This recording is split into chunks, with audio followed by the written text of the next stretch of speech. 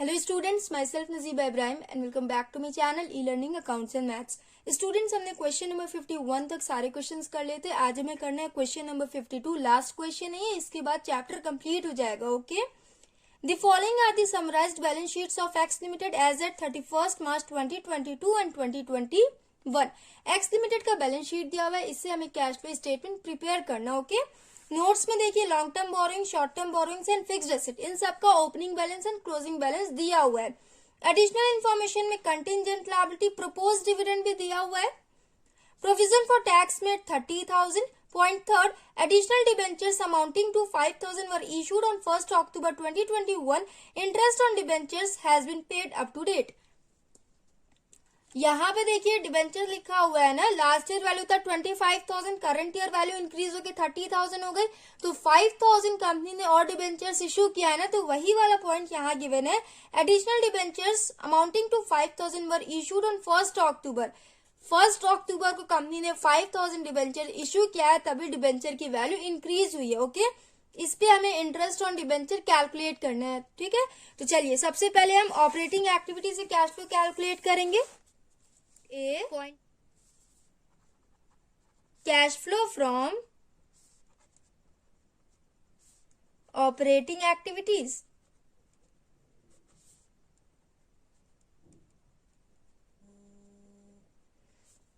इसमें सबसे पहले नेट प्रॉफिट बिफोर टैक्स की एंट्री होती है।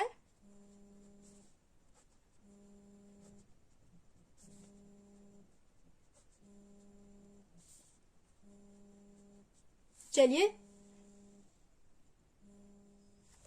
तो इसे सॉल्व करते हैं वर्किंग नोट में ना।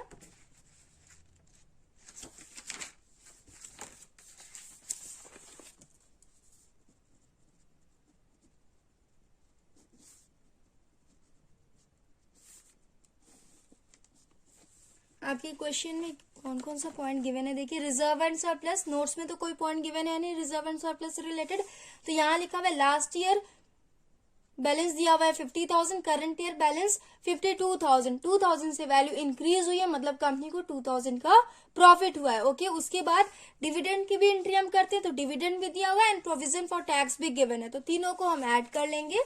सबसे पहले यहाँ लिखेंगे प्रॉफिट एंड लॉस, 52,000 माइनस 50,000, ये हो जाएगा 2,000। उसके बाद ऐड प्रपोज डिविडेंड,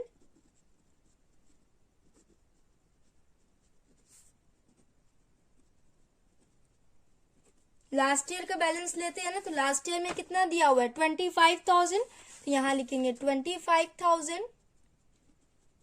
उसके बाद प्रोविजन फॉर टैक्स आपकी एडिशनल इंफॉर्मेशन में गिवन है 30,000, तो यहां लिखेंगे add provision for tax. Provision for tax additional information में गिवन है। उसके बाद आपके बैलेंस शीट में देखिए प्रोविजन फॉर टैक्स का opening balance and closing balance दोनों गिवन है, तो इसके लिए आपको अलग से वर्किंग नोट में प्रोविजन फॉर टैक्स अकाउंट भी मेंटेन करना होगा इनकम टैक्स पेड कैलकुलेट करने के लिए। ओके, तो वो भी हम करेंगे। यहाँ पे हम लिख लेंगे 30,000, टोटल करिए ये हो जाएगा 57,000। नेट प्रॉफिट बिफोर टैक्स आया 57,000। इसके बाद नॉन कैश आइटम्स की एंट्री करते हैं ना, तो यहां लिखेंगे adjustments of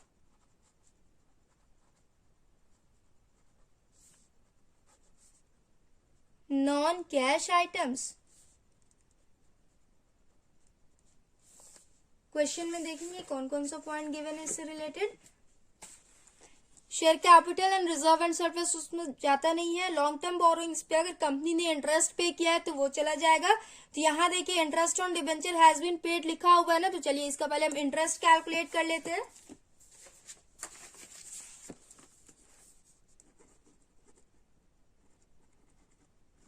interest on debenture, देखिए स्टूडेंट्स लास्ट ईयर कंपनी के पास बैलेंस कितना था 25,000। उसके बाद कंपनी ने 1st October 2021 को और डिबेंचर्स इशू कर लिया, तो अक्टूबर से पहले कंपनी के पास कितना डिबेंचर था 25,000 ना। अप्रैल मई जून जुलाई जुलाई अगस्त सितंबर तक कंपनी के पास 25,000 डिबेंचर था, तो पहले हम 25,000 पे इंटरेस्ट कैलकुलेट करेंगे। 25,000 इंटू रेट कहाँ दिया हुआ है 8%, यहाँ ना 8/100 इंटू 6/12। इसे सॉल्व करिए। 6 1 जा 6, 6 2 जा 12, 2 1 जा 2, 2 4 जा 8, ये हो जाएगा 1000। उसके बाद 1 अक्टूबर को कंपनी ने और डिबेंचर्स इश्यू कर लिए 5,000, तो टोटल डिबेंचर का वैल्यू हो गया 30,000। 1 अक्टूबर से लेके 31 मार्च तक कंपनी ने 30,000 पे इंटरेस्ट पे किया होगा। यहाँ लिखेंगे 30,000 into 8 divided by 100 into 6/12।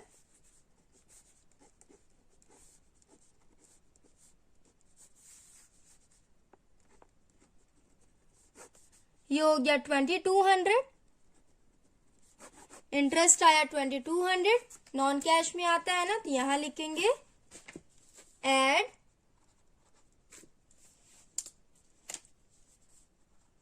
Interest paid.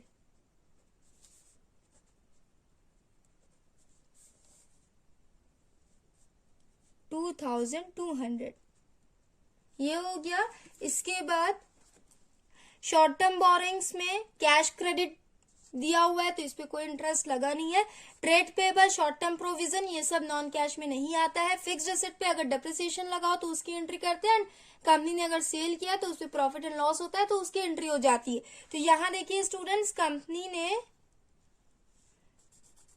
यहाँ डेप्रिसिएशन तो गिवन है नहीं आपके क्वेश्चन में, ना ही कंपनी ने फिक्स्ड एसेट परचेज और सेल किया है, बट यहाँ पे एक्यूमुलेटेड डेप्रिसिएशन का opening balance and closing balance given है, एंड फिक्स्ड एसेट का opening balance and closing balance given है। तो इसके लिए भी हमें अलग से वर्किंग नोट में fixed asset account and provision for depreciation account दोनों मेंटेन करना होगा। यहाँ लिखेंगे फिक्स्ड एसेट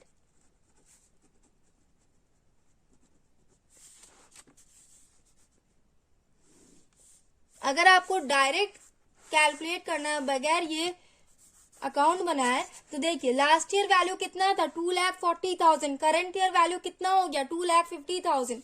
कितने से वैल्यू इंक्रीज हुई है 10,000 से वैल्यू इंक्रीज हुई है, मतलब कंपनी ने 10,000 का एसेट परचेज किया होगा। ओके, एंड यहाँ पे एक्यूमुलेटेड डेप्रिसिएशन देखिए, ओपनिंग बैलेंस दिया हुआ है 37,000, क्लोजिंग बैलेंस दिया हुआ है 57,000। तो ओपनिंग बैलेंस की एंट्री क्रेडिट में होती है, क्लोजिंग बैलेंस की एंट्री डेबिट में होती है। माइनस करिए, बैलेंसिंग फिगर आएगा क्रेडिट साइड में, जो भी बैलेंस आएगा वो हो जाएगा डेप्रिसिएशन ड्यूरिंग द ईयर। ऐसे कंफ्यूज हो जाएंगे, तो इसीलिए मैं वर्किंग नोट में एसेट अकाउंट बना के आप लोग को दिखा रही। टू बैलेंस BD ये दिया हुआ था 2,40,000 बाई बैलेंस CD 2,50,000, बस। और आगे पीछे कोई इन्फॉर्मेशन गिवन नहीं, ना तो कोई डेप्रिसिएशन दिया हुआ है, ना ही कंपनी ने परचेज और सेल किया है। तो यहीं पे हम टोटल कर लेंगे 2,50,000 माइनस 2,40,000, ये हो जाएगा 10,000। यहाँ हो जाएगा टू बैंक, ब्रैकेट में हो जाएगा परचेज।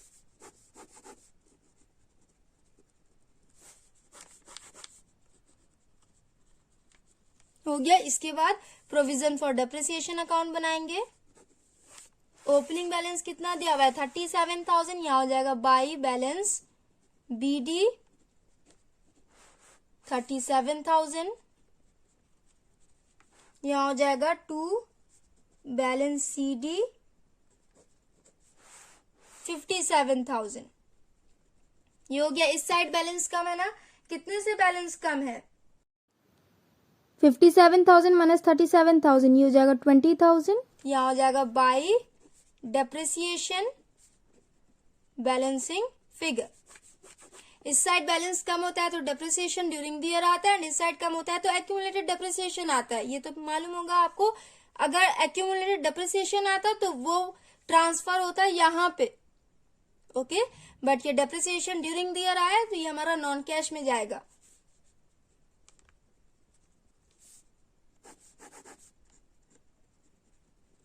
अब देखिए स्टूडेंट्स, इसमें कौन कौन सा पॉइंट नॉन कैश है। तो परचेज की एंट्री इन्वेस्टिंग में होती है, ओपनिंग एंड क्लोजिंग बैलेंस की कोई एंट्री होती नहीं है। यहाँ पे देखिए depreciation during the year non cash में आता है, तो सिर्फ डेप्रिसिएशन ड्यूरिंग द ईयर की एंट्री करेंगे। 20,000 आया है ना, तो यहाँ लिखेंगे एड डेप्रिसिएशन।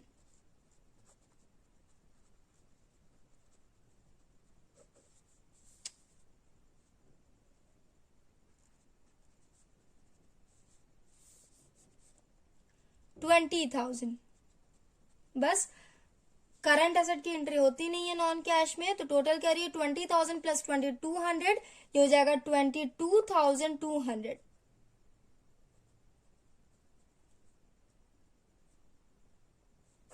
समझ में आ रहा है स्टूडेंट्स आप लोग को? 22,200। अब दोनों को टोटल करिए, ये हो जाएगा 79,200। ये हो गया। ये क्या आया आपका ऑपरेटिंग प्रॉफिट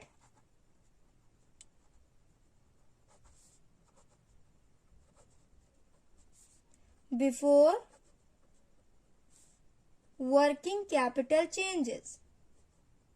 इसके बाद current asset and current liability का ट्रीटमेंट करते हैं ना। तो यहाँ क्वेश्चन में देखिए आपके करंट लायबिलिटी में शॉर्ट टर्म बोरोइंग्स की एंड शॉर्ट टर्म प्रोविजन की एंट्री होती नहीं है, ट्रेड पेबल की एंट्री होती है। तो लास्ट ईयर वैल्यू था 1,05,000, करंट ईयर वैल्यू डिक्रीज होके 1,02,000 हो गई। मतलब कंपनी ने पेमेंट किया होगा, आउटफ्लो हुआ होगा, आउटफ्लो को हम लेस करते हैं तो ये लेस हो जाएगा। 3,000 से वैल्यू डिक्रीज हुई है ना, तो यहां लिखेंगे less trade payables.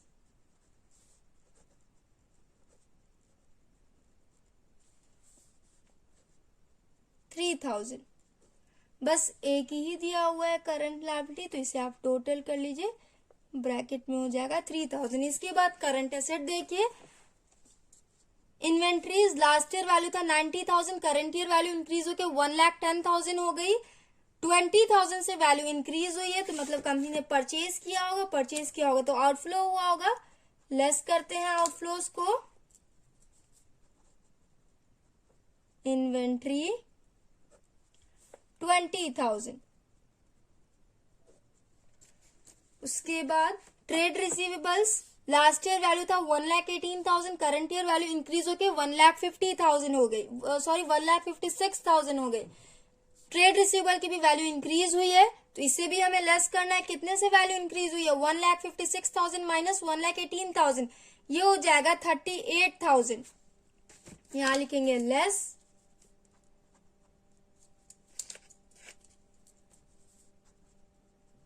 Trade receivable, bracket में हो जाएगा 38,000। इसे टोटल करिए, ये हो जाएगा ब्रैकेट में 58,000 हो गया। स्टूडेंट्स टोटल करिए, 79,200 माइनस 3,000 माइनस 58,000, ये हो जाएगा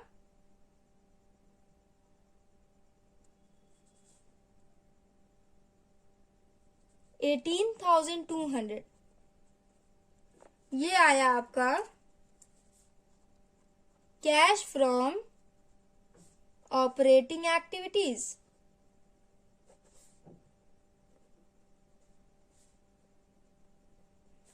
इसके बाद अगर आपके क्वेश्चन में इनकम टैक्स पेड गिवन हो तो उसे हम लेस करते हैं ना। तो इनकम टैक्स पेड गिवन तो नहीं है, बट प्रोविजन फॉर टैक्स का opening balance and closing balance दिया हुआ है एंड एडिशनल इन्फॉर्मेशन में प्रोविजन फॉर टैक्स में ड्यूरिंग देयर गिवन है। तो हमें वर्किंग नोट में बनाना होगा ना। यहाँ देखिए बनाएंगे,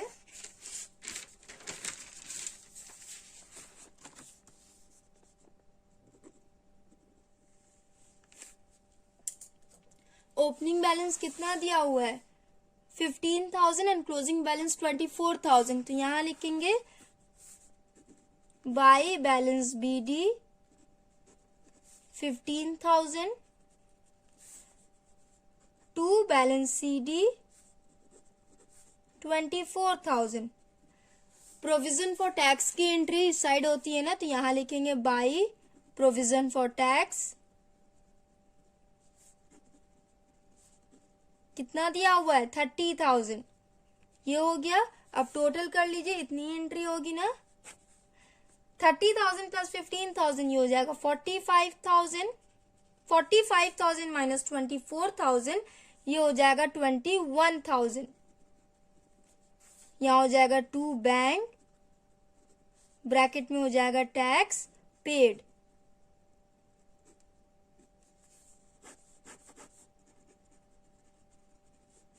ये हो गया। अब इसकी एंट्री हम इसमें कर लेंगे, यहां लिखेंगे लेस इनकम टैक्स पेड।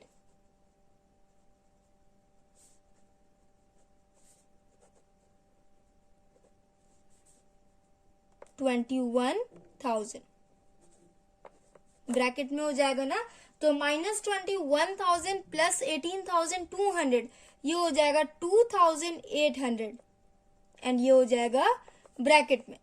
तो यहां लिखेंगे cash used in operating activities.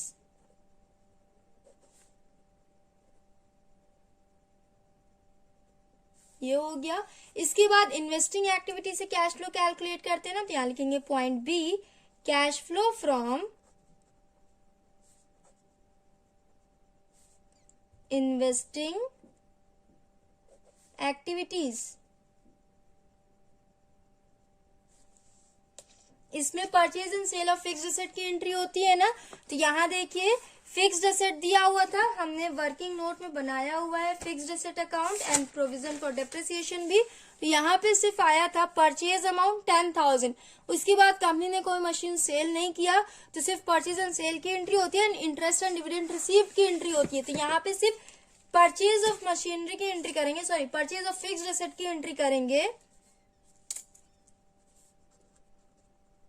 Purchase of fixed asset bracket में हो जाएगा 10,000 बस, और कोई एंट्री नहीं होगी।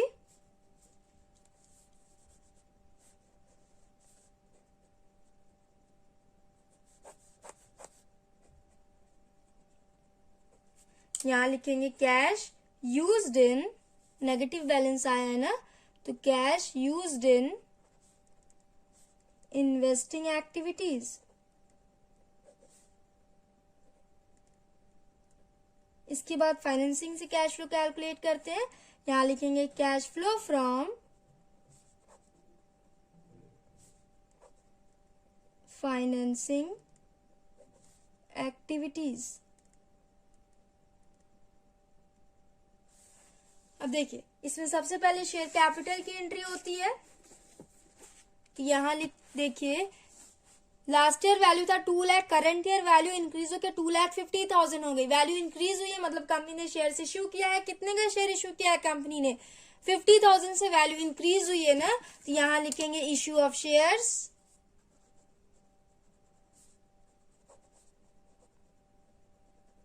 इनफ्लो कितना हुआ? 50,000, यहां लिखेंगे 50,000। उसके बाद रिजर्व एंड सरप्लस की एंट्री हमने कर ली है।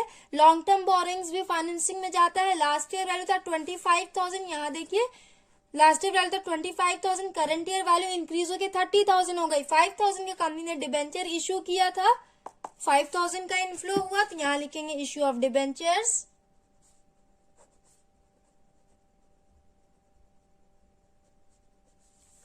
$5,000 ये हो गया। इसके बाद short term borrowings. Short term borrowings में कैश क्रेडिट दिया हुआ है, एक तरीके का लोन होता है ये। लास्ट ईयर वैल्यू था 18,000, करंट ईयर वैल्यू डिक्रीज होके 7,000 हो गई। ध्यान दीजिएगा स्टूडेंट्स, यहाँ पे वैल्यू डिक्रीज हुई है, इसका मतलब कंपनी ने रीपेमेंट किया है।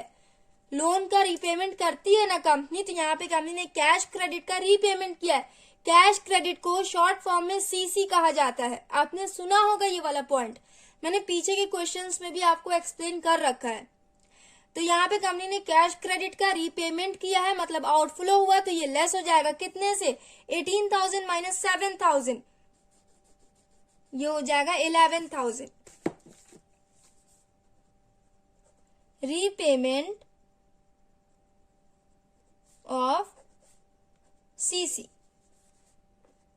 पेमेंट किया है कंपनी ने, तो ये हो जाएगा ब्रैकेट में। ओके, इसके बाद स्टूडेंट्स डिबेंचर्स पे कंपनी ने इंटरेस्ट भी पे किया, हमने ऑलरेडी यहाँ पे कैलकुलेट भी कर रखा था। इंटरेस्ट पे 2200, तो इसकी भी एंट्री करेंगे।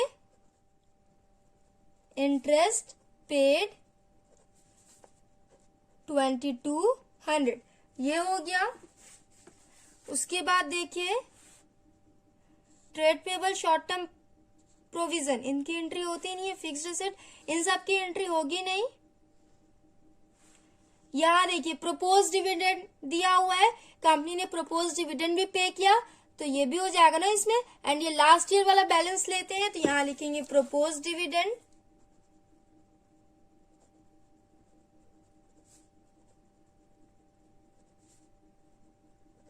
25,000। बस इतनी ही एंट्री होगी, उसके बाद कोई एंट्री नहीं होगी। तो टोटल कर लीजिए 50,000 प्लस 5,000 माइनस 11,000 माइनस 2200 माइनस 25,000, ये हो जाएगा 16,800। ये आया आपका कैश फ्लो फ्रॉम फाइनेंसिंग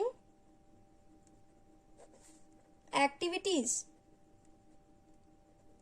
ये हो गया। इसके बाद तीनों एक्टिविटीज को हम टोटल करते हैं ना, तो यहां देखिए ऑपरेटिंग एक्टिविटी कितना आया था, -2800, प्लस माइनस माइनस होता है 10,000 प्लस 16,800 माइनस 12,800 प्लस 16,800, ये हो जाएगा 4,000। 4,000 आया स्टूडेंट्स, एंड पॉजिटिव बैलेंस आया, तो यहां लिखेंगे नेट इंक्रीज इन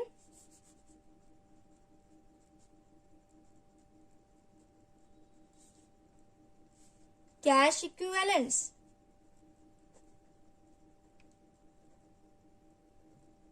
$4,000, इसमें हम कैश इक्विवेलेंट्स के ओपनिंग बैलेंस को ऐड करते हैं ना, यहां देखिए ओपनिंग बैलेंस में कितना दिया हुआ है 2,000 ऐड करेंगे, यहां लिखेंगे add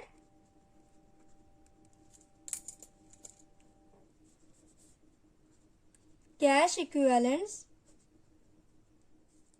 in the beginning of the year.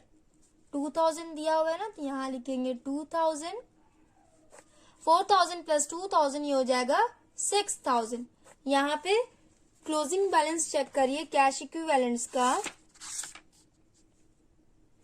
6,000 equal आया ना हमारा, तो यहां लिख लेंगे कैश इक्विवेलेंट्स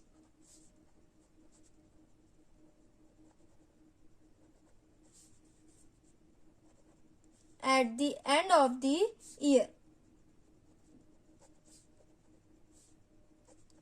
सो स्टूडेंट्स, हमने क्वेश्चन नंबर 52 भी कंप्लीट कर लिया है। कैश फ्लो स्टेटमेंट के सारे क्वेश्चंस मैंने सॉल्व करा दिए हैं। आई होप आप लोग को सारे क्वेश्चन समझ में आए हो। If you like me video then please like share and comment and do subscribe my channel. Thanks for watching.